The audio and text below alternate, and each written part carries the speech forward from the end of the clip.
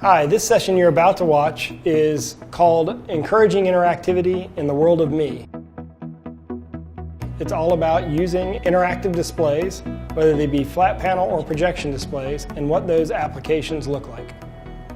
I titled it Encouraging Interaction in the World of Me because what we have is a generation of people that are sort of coming into the workplace now, or have been coming in the workplace for the last 10 years, that expect a level of interactivity that we've never had before in our industry. Think about it. They're walking around, they're used to using this, and they're able to do whatever they want with this. They just use their fingers to touch things, to manipulate things, to make things larger and smaller, to send content wherever they want to send it, and they come into a meeting room where there's a sign saying, "Don't touch the screen." Right? That's not their level of interactivity. What we have to do is sort of change the way that we pitch, because they're not looking at it from a product standpoint or from a technology standpoint, but a user interface standpoint. And that's sort of where we start. What's naturally happened is that people want to walk up to a screen and touch it now.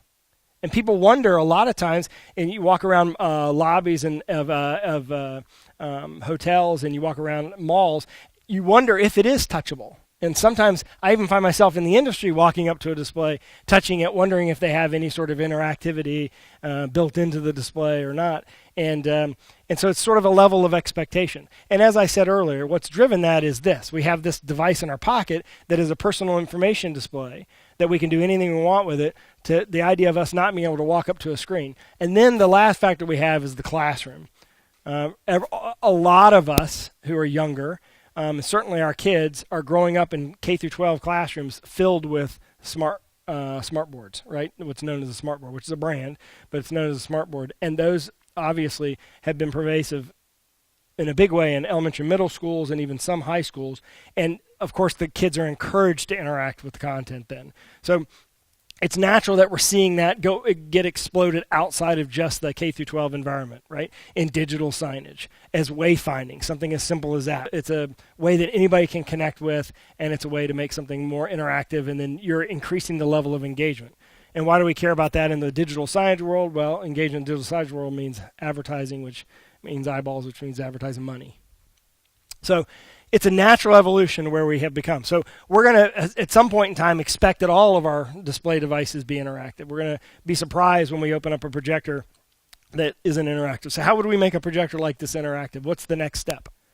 How about gesture control? Right? And I think that's the future. So I think what you're going to see is, if we fast forward to 5 years from today and I'm doing this same class, the way I'm going to operate this projector is I want to turn the volume up, I'm going to go like this. I want to change channels, I'm going to go like this. So what's going to happen is the projectors are going to have sensors on the back that are going to recognize gesture controls. Basic gesture control. It's going to be an expectation. It's going to be, we're going to want it and we're going to need it. It's not going to be a luxury anymore. It's sort of like it's going to be expected to be there. And we've seen a lot of those sorts of things end up in projectors that were at one point in time options, right? That we thought, oh, well, that's really cool to have, now become normal accessories to the projector, and with every projector that's shipped. And then we have this millennial factor, and this millennial generation is into the world that we're dealing with on an everyday basis more than what we realize already. Spans the age of about 18 years old to 35 years old right now. Okay, so the 18 to 35-year-olds grew up with this. They didn't grow up ever not playing video games or having access to video games. They never knew not having access to video games. It wasn't like there was only a board game or play outside. There was play outside, board game, or video games, right? And then video games became very interactive. So hold that thought for just a second. Now they're wearing GoPros on their helmets and turning their personal experience into an expressive experience they can share with others, right? They're using selfie sticks, and it's perfectly fine. If you see a 45-year-old guy walking around with a selfie stick, you'd think it was weird. But you see a 23-year-old or 25 or 30-year-old even guy or girl walking around with a selfie stick, you think that's just a selfie stick, right? If I were to crank out a selfie stick right now, you would think that's a little odd, right? So there's that generational thing. They didn't grow up in a time without selfie sticks. They also didn't grow up a time without everything being mobile, right? The ability to pack things up and take it anywhere we want to take it, including our music. So this is Generation X. This is a generation that is expecting to have access to everything. They've never grown up without having access to the internet. Like the internet It's been around, obviously, a long, long time. The World Wide Web sort of debuted in 94, 95, 96. It became sort of mainstream, right, 1996. So that group that has, when they were in their teens, right, now they're in their 30s, late 30s, they've never been without the internet. And then when email came along and voicemail came along, it's just been an evolution. So you got to look at the evolution that they're in goes well beyond the fax machine. I mean, they're literally connected all the time, and they're able to interact with that connection all the time on many different levels. And it's transcending age now, right? I mean, I have a lot of friends that are my age that are playing video games, and they're playing them with headsets on and playing with other people who have video game players as well. People, by the way, they've never met. They don't even know who these people are. So they're not only playing video games online, but they're interacting with a far site location and collaborating together with somebody they don't even know. And we think that's crazy in the business world, yet we're doing it in the home all the time. Our kids are doing it in the home all the time as well. So that's the low-hanging fruit customer-wise. So we have that history of expectation, and we have the low-hanging fruit. So to put two and two together, when you walk into a meeting room, and you have somebody who's in charge of a facility, and they are in the regardless facility, whether it's an educational facility, corporate facility, government facility, whatever, and they're 35 years old, that's the low-hanging fruit. If the person greeting you and making the decisions is 58 years old, it's going to be a little tougher. So I'm trying to get you to think logically here. If you're approaching somebody who's in their 50s and you're going to try to sell them on interactive display technology, you want to find who are the younger people that are behind him or her that can sort of drive that sale. So I'm not going to sit here and tell you just because Sharp, for example, has an interactive panel line doesn't mean that everyone's going to rush out and say, this is awesome, I'm going to go buy it. That 58-year-old may not see the value of it because he or she may not use it.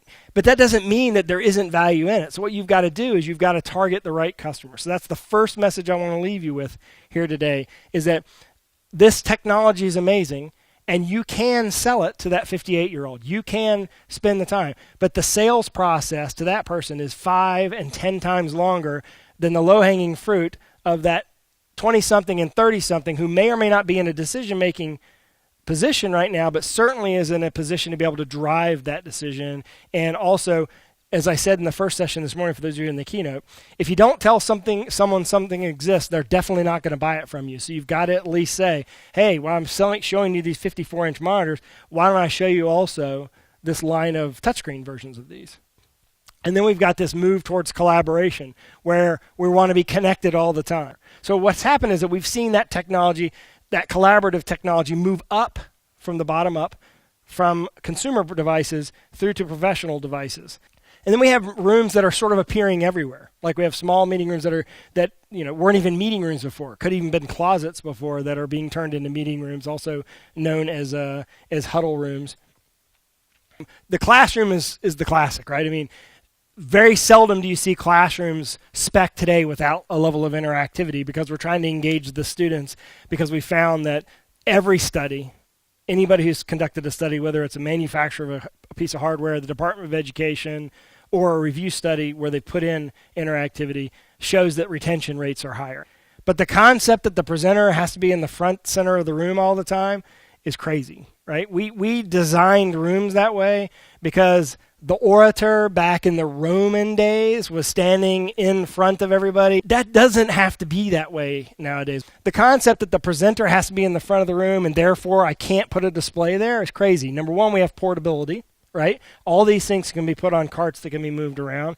And number two, you don't have to put that piece of interactivity exactly in the front of the room. There's no reason why, when I'm collaborating with the classroom, why that display can't be here, and I find it and I write it here where I still have my projection display at the front of the room.